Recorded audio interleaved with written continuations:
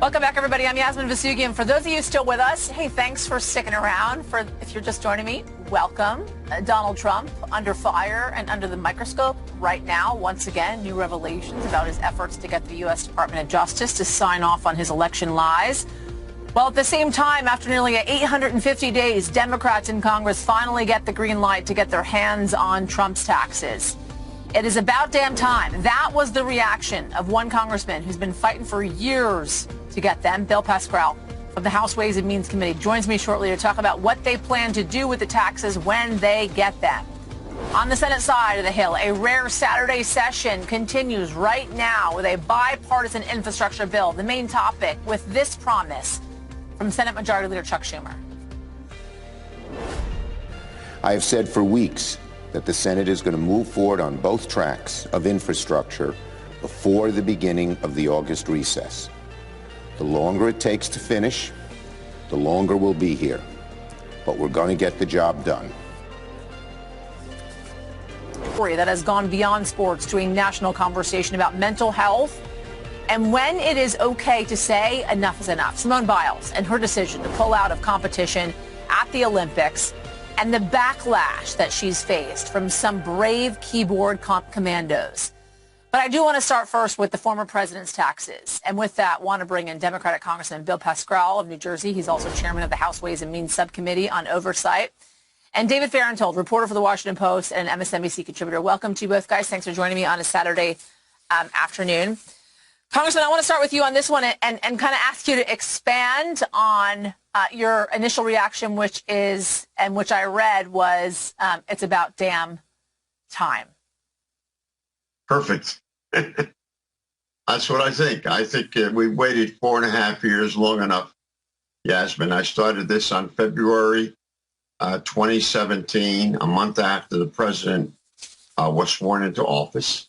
And I started then, and they managed to defeat, when we were the minority, 18 of the resolutions I put forth in order that there be a thorough, reasonable examination of the tax returns of the president of the United States, like every president since Dick Nixon.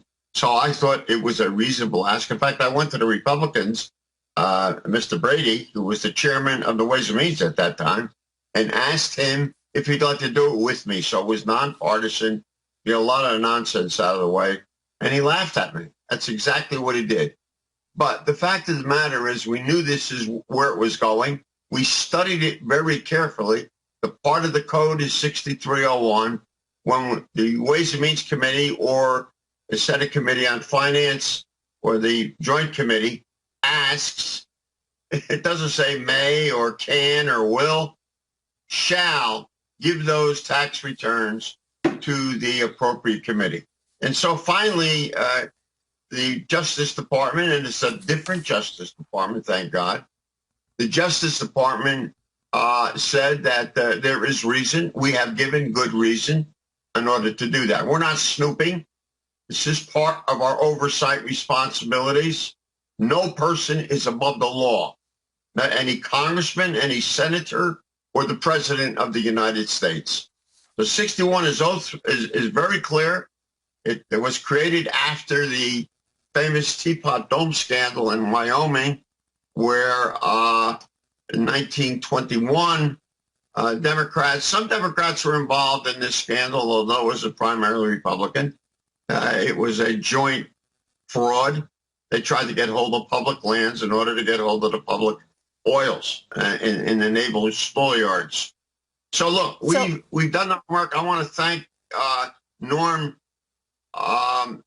for helping me. That's my good friend who's worked so hard on this, and Mr. Yin, who did the study that really crystallized it. Congressman, and Congressman, this is obviously still very much in the works, in the process, and I think a lot of folks out there are wondering, what are you going to do with them? What are you going to do with these taxes? Well, the president's got 3 days to decide what he's going to do now that the Justice Department has acted and told the Treasury Department to release those tax returns.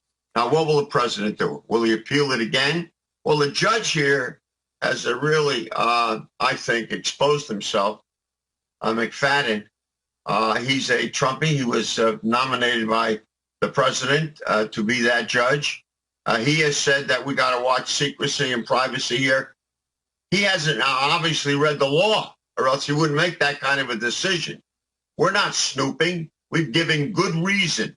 This could involve national security, and this could involve a lot of things dealing with the president's actions before and after he became the president of the United States. So I want to open it up. We want to have openness in government, don't we? I thought that's what we were supposed to be all about, or do we just mouth it and not say it? No one is above the law. No one's better than anybody else. The president has gone through his presidential protections under the law, which he's entitled to, but the president still can't get away with stuff that you and I can't get away with, and we don't want to.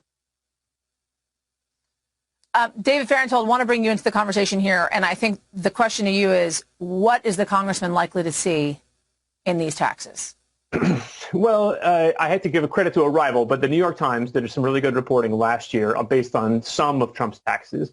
And so that's really all we know about what they are likely to find. And they said that you'd find that Trump reported losing huge amounts of money on a lot of his properties, reported paying very, very little taxes, and I think it was $750 a year in 2017 and 2018, and reporting very little charitable donations. Beyond the Times, I think, only saw a fraction of Trump's tax returns. I think the congressman and his committee are likely to see much, much more. So we know sort of the broad outlines of what they might see, but obviously there's a lot of details here that there might be interesting details in there. So they'll probably see a lot of things that nobody outside of Trump's accountants and the IRS have seen.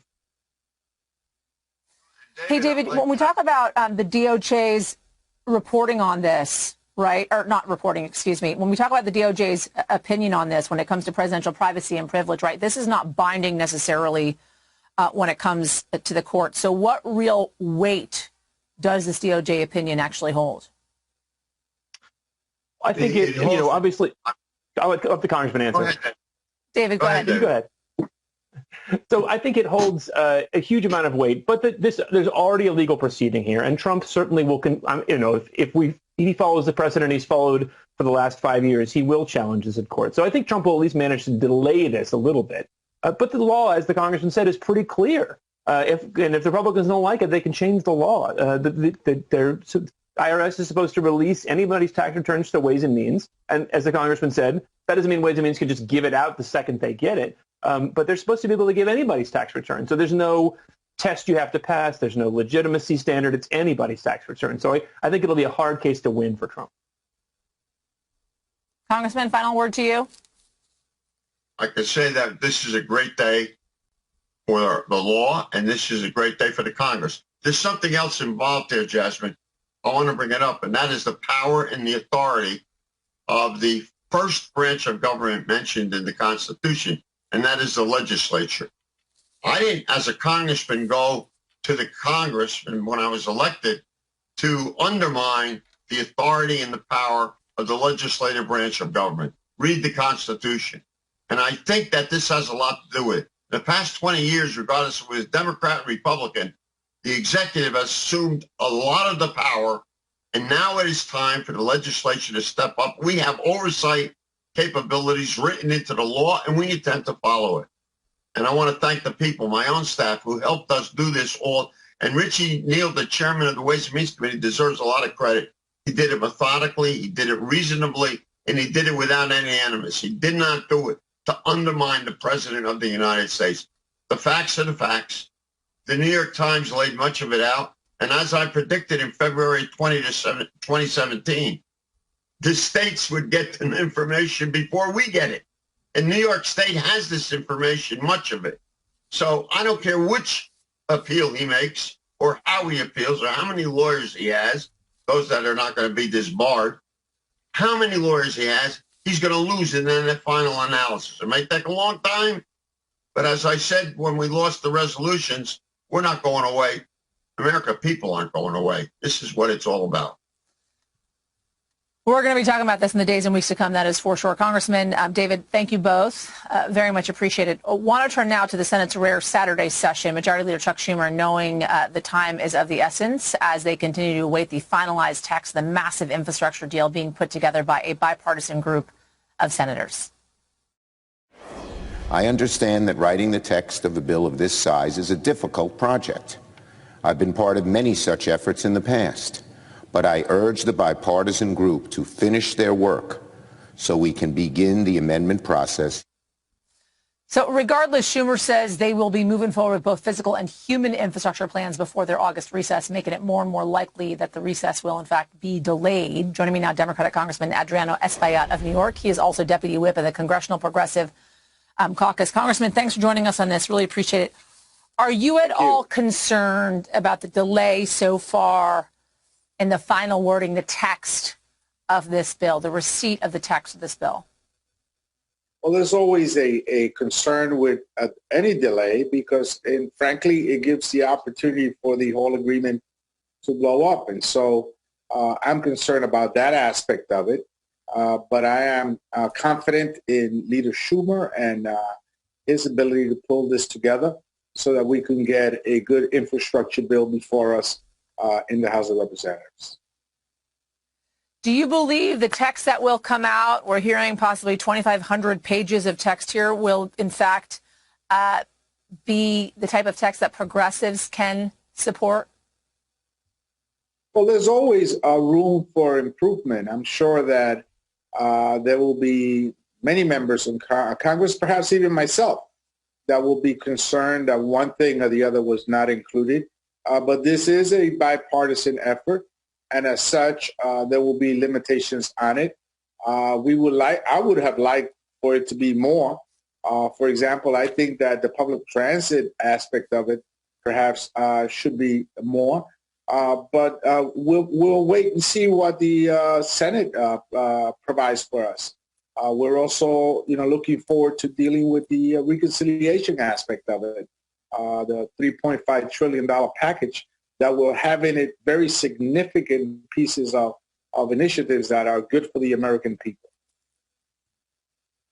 We've heard, obviously, from Nancy Pelosi, who at times has said this thing's not necessarily going to get through the House without parts of that larger reconciliation package on the table from the Democrats. Is that still the word that you're hearing at this moment? Because if that happens, then this thing could even be stalled more. We got to do both. I think we have to do both. It's not just about infrastructure. It's about the needs of the American people. Coming out of a major pandemic is about daycare, for example. It's about immigration. That will be done through reconciliation. It's about a host of issues that are critical to the well-being of our nation. And we're just still really in the middle of a pandemic with this new Delta variant. And the recent report we saw from the CDC shows us that we still got to take care of ourselves, that we were still not out of the woods, and that the American people still need help. So we are the party that wants to help the American people and get our economy back running. And in order for us to do that, we got to have, yes, an infrastructure bill, and yes, $3.5 trillion to help our families across the country. Congressman Adriano Espaillat, thank you so much. Appreciate it. Up next, everybody, Congresswoman Cori Bush joins us from the Capitol, where she's been sleeping because of the House adjourning without extending the eviction moratorium. That's next. Welcome back, everybody. More breaking news that we're following from Capitol Hill today. Democratic Congresswoman Cori Bush calling for the House to return immediately to pass an extension of the eviction moratorium that ends at midnight tonight. The Missouri Democrat slept outside the Capitol last night and intends to do it again tonight after the House adjourned without extending this moratorium. Joining me now from Capitol Hill, us on this. Appreciate it. Really incredible what you're doing to make sure that you're heard, that your efforts are heard, to make sure to do away with this lifting of the eviction moratorium. You have not stopped. It sounds like you're not going to stop. Tell us how you're still advocating today. The Congress members, we continue to call other advocacy groups. We're trying to mobilize people, get them here, but to get the word out that we need this to happen in just the next few hours, and it is helping. As a matter of fact, right now we have Chairman Jim McGovern here from the House Rules Committee, who just gave an announcement to the crowd and said that he will convene the Rules Committee in a nanosecond if we can get the votes, if we can get to 218. And so he is asking, and I'm going to reiterate it, that call your Congress members and ask them to support ending this, because that's another way we can get this done. And so he said if he can get the 218, we can that he'll convene the Rules Committee. Also, President Biden. We're looking for President Biden and the CDC to come together and say, hey, let's just extend this moratorium and let's just do it now. We have to do something. So that's why we're still here. We can't go home. We're talking about millions of people forced out of their homes, some of whom will be out tomorrow. Have you heard from Speaker Pelosi on this so far? I know earlier you said you had not. Any update on that? No, I still have not heard from the speaker directly, but I know that there has been communication, but I have not had a chance to talk with her, no. There's a lot of folks that are scared right now, right? Folks that are calling in, texting leaders in their community, asking for help, knowing that they could actually lose their homes. Folks that have children that could be living out of their cars. I was just speaking to some people down in Mississippi who kind of, painted that picture for me. I know that you're personally dedicated to this because you yourself faced homelessness in the past. What is it like to not have a roof over your head? Explain to folks what that does to you. It is a horrible sinking feeling, because every single moment, the next moment, nothing has changed. Every single moment, that you are subject to the weather. You know that you are subject to any type of violence that's happening around you. You know that you yourself, you need to care for yourself, and you're unable to do it the way that you need to do it, to take care of your children. It totally turns your life upside down, and there is this anxiety, there is this worry that consumes you. And I'm not someone that likes to speak on worry, but there is a place that you go to in your mind and in your heart, because you know that tomorrow is the same. It's one thing to not have food for today. It's another thing to know you don't have food next week, and I know what that feels like. It's one thing to not have a place to lay your head tonight and to know I'm in the car tonight, but to know that I'm in the car with my kids again tomorrow night. I know it got to about 50 degrees tonight. What if it gets to 32? What if it gets to 17 tomorrow night? How do we stay warm? Every single day, this is something that you have to deal with. And not only that, how do I survive today, but then have something to save to be able to get into a place tomorrow or in a month? How do you do that? The thing is, these are policy decisions that can be fixed. They could have been fixed a long time ago, so we wouldn't even be in this position with the housing crisis we have. So we cannot allow people to end up forced out of their homes today. And let me say this. If we don't care about the people in our communities who are suffering in this manner, the country is judged by how we take care of the people that need us the most. America has to do better. We have to do better. Take care of the people that are calling on you. Take care of the people that you say that you're supposed to represent, because otherwise you're just propping yourself up, and we don't need that. We will make sure that we do the work to vote you out, and that I will look. How did I get here? We can mobilize, we can galvanize you out. Take care of the people. Forget worrying about where the money is coming from. We got over $40 billion sitting, waiting. Let's work on that. Cori Bush, so incredible. I feel like I'm in church just listening to you preach in a way about what so many Americans could face in the next 24. I feel like you've spent some time in church in Missouri with the way in which you speak about your experiences. How long will you fight? How long will you stay on those steps? I can't leave. I can't leave because you know what? Someone left or didn't act. That's how I ended up on the street. I remember being on the street and thinking, who speaks about my issues besides my dad? Who speaks? What politicians are speaking directly to my issue enough to effectively change it? How do I move from this situation? I can't go to a shelter because I have a car. I don't want to take a space from somebody else that doesn't even at least have a car. So me and two babies and my partner slept in a car with our stuff in trash bags. So no, we will not move until the administration or Congress acts, because people's lives are at risk. And then we haven't even discussed this deadly global pandemic that is surging right now all over the country. We cannot send our people out to the streets knowing that we couldn't even contain COVID-19 with the housing crisis we have right now and with what's going on in our country. How do we help with 7 more million people on the streets? We cannot do that. And we can't do it with the gun violence that people are saying, oh, it's rising, it's rising, it's rising, it's rising. Take care of the people. Fix what causes these issues of gun violence. Fix what causes the issues. How did we get here, with the lack of health care and all of those? How did we get here with this housing crisis? We have to do the work. Congress, do the work. Join me. I'm asking every one of my colleagues to come out here to this ground. You know where it is because we work here. Come out here and be with us. Call and let the administration know, let the leadership know if you're going to be one of the 218, or come here and show up. We need you, and we need you now. This is urgent. That's right. I hear it in the background. That's right. Getting a lot of support there at the Capitol, and emotional as well. Congresswoman Cori Bush, I thank you so much for sharing your voice and your experiences.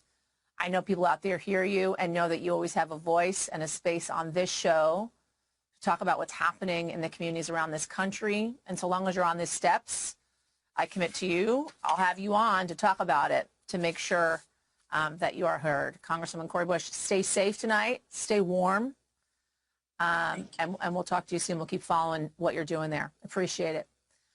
All right, our neighbors to the north, they're soaring past us in vaccination rates, and the main reason may be that they don't have a lot of this going on. Here on the House Republicans staged a maskless protest this week against the latest COVID protocols in Congress. Lawmakers marched to the Senate. It was a display of defiance against Capitol physician Brian Monahan, who recently reimposed a face covering mandate for lawmakers and their staff, regardless of their vaccine status.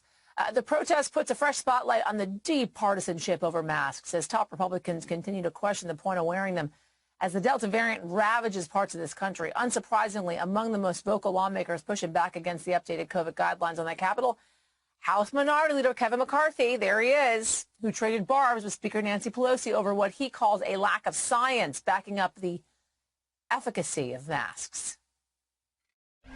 Are the mask mandates, Speaker Pelosi, any response to the backlash? That's the purview of the Capitol physician, the official capacity mandate from him. I have nothing to say about that except we honor it. Leader McCarthy says it's against the science. That she wants to inflict punishment on the floor. Find people who are vaccinated, who wear a mask, but that's not based on science. If you question and point the science out, that it's a study that's not printed, based upon India, on a vaccine that's not in America, that hasn't been peer-reviewed, she calls you a moron. That is not a speaker for America. That's a speaker only concerned about her own wealth, her own direction, and her own control. Okay. I want to bring in Brendan Buck, former Chief Communications Advisor for former House Speaker Paul Ryan and partner at 7 Letter, and Basil Smikle, Democratic strategist and lecturer at Columbia University. Before we get into this conversation, which is honestly going to be an incredibly frustrating one, Basil, I just want to kind of get your reaction to the conversation I just had with Cori Bush overnight on the steps of the Capitol, trying to be heard, essentially, about extending this eviction moratorium. Why would the House recess without extending the eviction moratorium, knowing millions of Americans could find themselves homeless over the next couple of weeks? Well, it's actually unconscionable. I mean, it's affecting at least 15 million Americans, 6.5 million households that are dealing with over $20 billion in late rent. When you think about the fact that all of these families are in danger of being evicted, it didn't happen spontaneously. That means that they are food insecure. They are and now facing home insecurity. And so when you put all of those things together, I can't really understand why you would leave or you would decide not to come back and really take this up to make sure that a very the cornerstone of sort of who we are, I think, as a society, is making sure that folks are able to stay in their homes through a pandemic. I just don't understand. You had Congressmember Adriano Espaillat on earlier, who's actually my member of Congress, and I've seen him in the streets pushing for and supporting renters, which New York City is a big city of renters. So this is just something that affects so many Americans. I just don't understand why this would happen. It's really troubling. But with that, I do want to transition to why it is that we brought y'all here to talk, and that is kind of this temper tantrum, I should say, from the Republican Party when it comes to this mask mandate in the House, in Congress, I should say. Brendan, what is this about? Because, you hear McCarthy saying this isn't based on science. In fact, these decisions are based on science. They're based on CDC guidance. And listen, leading up to this over the last couple of weeks, we have been doing stories on the fact that you had more and more Republicans speaking out, even folks on Fox News saying, listen, go and get this vaccine. And yet, for some reason, when you're asked to wear a mask, knowing that this Delta variant is beginning to ravage parts of this country, more and more folks testing positive, they throw a temper tantrum. What's going on here? Yeah, I mean, the way I look at it, this is an issue of credibility. I think there are good faith reasons to question what the CDC said. People throughout the scientific community are questioning actually the basis for this particular study. And there are a lot of people who I think rightly are angry that they have done the right thing. They've gotten vaccinated, and now they're being told they need to take a step backwards, frankly. But then there are bad faith reasons here. And I think that's what you're seeing with a lot of those Republicans who stormed over to the Senate side. These are not people who have been promoting vaccines, which is obviously the solution out of this. It's sort of a time-honored tradition, doing a stunt. And I think there's a little bit of credibility, I guess, to the going over to the Senate, where the attending position of the Capitol has decided that you don't need to wear masks on the Senate side, which is a bit emblematic of sort of the arbitrary and inconsistent rules that have been going on in the Capitol. So I think that's what they're angry about. But no question, the way out of this is vaccines. And I would love nothing more if conservatives in Congress would come together and start promoting vaccines rather than taking cheap shots at Fauci or whoever it is. So I mean, there are reasons to question what CDC said. I think there are a lot of people doing it. But the answer here is focusing on vaccines, not masks. That being said, though, in the meantime, Basil, right, there is this sense that we need an extra layer of protection. I was just speaking to Dr. Kavita Patel a couple minutes ago, talking about the fact that she chooses to still wear a mask, right, when she goes out, knowing that she's high risk when it comes to the job that she's doing every single day. She's a physician that we've had on air for the last, year plus during this pandemic, and advice that we don't necessarily take lightly when she says something, right? And yet you have this political divide in Congress right now when it comes to these mask mandates. Why not just follow what you're being told, right, for the safety and health and well-being of others around you? Well, a lot of it also depends on who's telling you, right? And so if you're, and look, I have family members in England, both of them are doctors, and they're dealing with some of this over there too. Part of it is, to the earlier point, some of the conversations with that the CDC has had around what we should do, what we shouldn't do, is confusing for a lot of people. I don't take that away from them. In fact, there are more and more African Americans that I talk to in both southern and northern states that are concerned about what the CDC is saying, and does that conflict with what their governor is saying or what their mayor is saying. They're just not sure what to do. So a lot of this is broad sort of distrust of government leaders. You see Biden trying to assuage some of that concern by saying, hey, this thing got developed during a Republican administration, and now as a Democrat, I'm continuing the rollout. That hasn't necessarily worked, but there's this long history of othering in our country, but whether it's race and class. And it seems to me that Republicans are hell-bent on othering people who actually decide to go with the science, decide to sort of listen to their leaders who say better safe than sorry, even if there's no scientific reason to do something. Maybe there's a psychological need to do it. And Republicans are hell-bent on drawing those lines. Gosh, and you bring up a good point, and I think kind of, the question to ask out of this is, how do you begin to try and reestablish trust when it comes to leadership, right? When it comes to the science surrounding what's happening with the COVID pandemic. And I think that's a conversation that we need to have another time. Thank you to you both, Brendan Buck, Basil Smikle. Appreciate it. Several Olympic athletes are now speaking out about their own mental health after Simone Biles' decision to not compete in multiple Olympic events. Up next, Candace Buckner, The Washington Post, joins me to talk about the pressure on black women and why, as she writes, greatness is never enough. Now to a story that's been dominating the Olympic Games in Tokyo and has a lot of people talking. Gymnast Simone Biles will sit out at least 2 more individual competitions. She's withdrawn from event finals for vault and uneven bars. Team USA says she will, in fact, continue to be evaluated to determine whether to compete in the remaining 2 finals for floor and beam. News of the star athlete's withdrawal from competition shocked the entire athletic world and even drew criticism for some. We are joined now by Candace Buckner. She is a sports and lifestyle enterprise writer for The Washington Post. Candace, thanks for joining us on this. I really appreciate it. I want to read some of what you wrote about what's happening with Simone Biles, and you wrote it so incredibly. Whenever Biles pulls on her leotard, it's as though she's tightening a cape around her neck. She's the hero tasked with saving a sullied sport, embodying some trite belief in American dominance, and also carrying a gender and an entire race.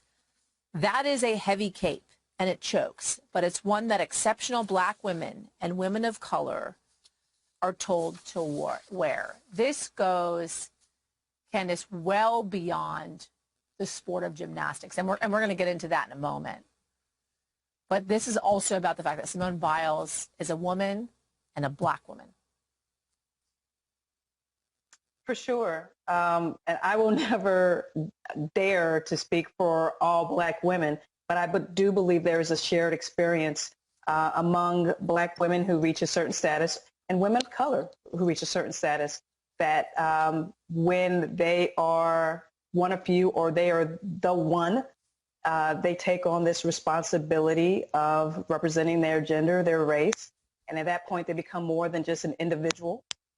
They become an image, and not just an image for the people who come behind them, who may follow their footsteps and say, yeah, this can be done. Now I can see it, but also an image to their peers in that space. To show them that I deserve this. I did this on my own. Please give me respect. Please give the people who look like me respect. And that's a heavy responsibility. I'm sure that's a lot of internal strife that we put on ourselves, or exceptional black women put on themselves. But that's a lot for one person to take on.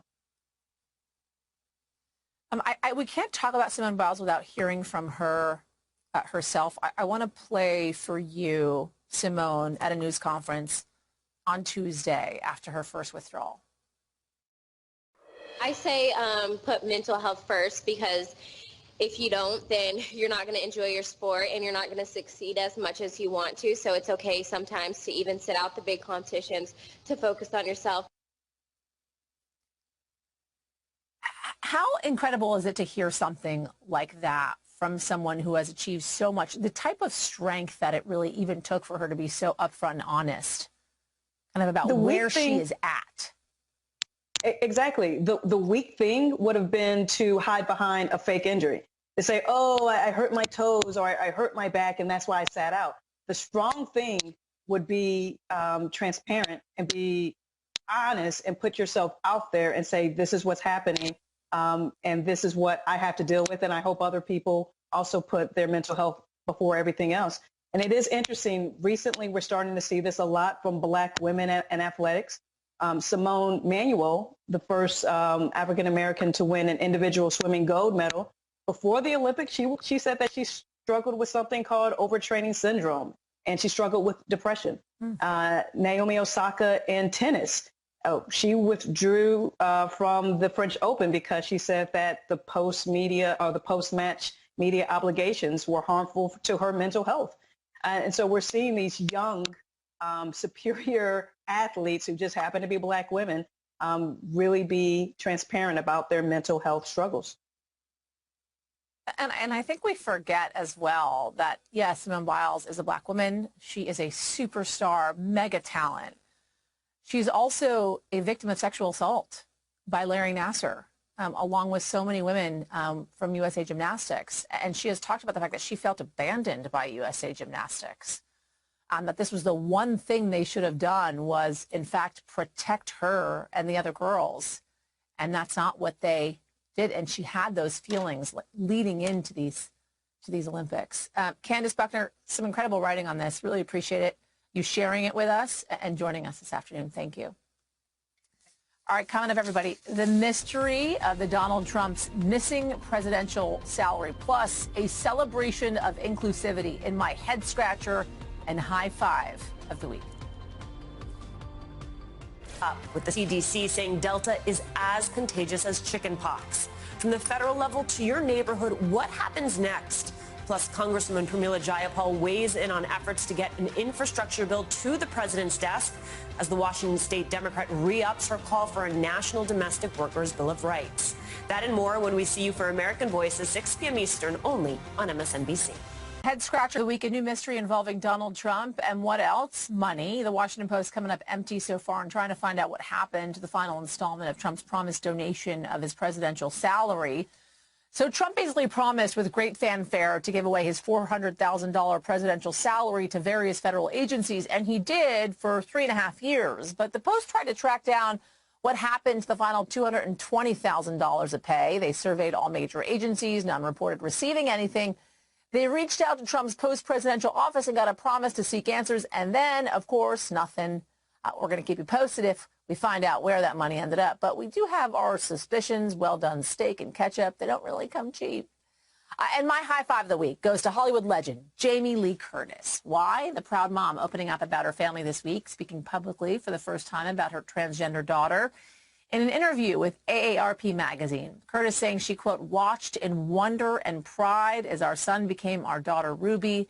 A simple statement, but one I'm sure any child struggling with the decision to transition would love to hear from a parent. The proud mom also revealed that she and husband Christopher Guest will soon gain an in-law. Ruby and her fiancé will get married next year at a wedding that Curtis will officiate. We'll be right back.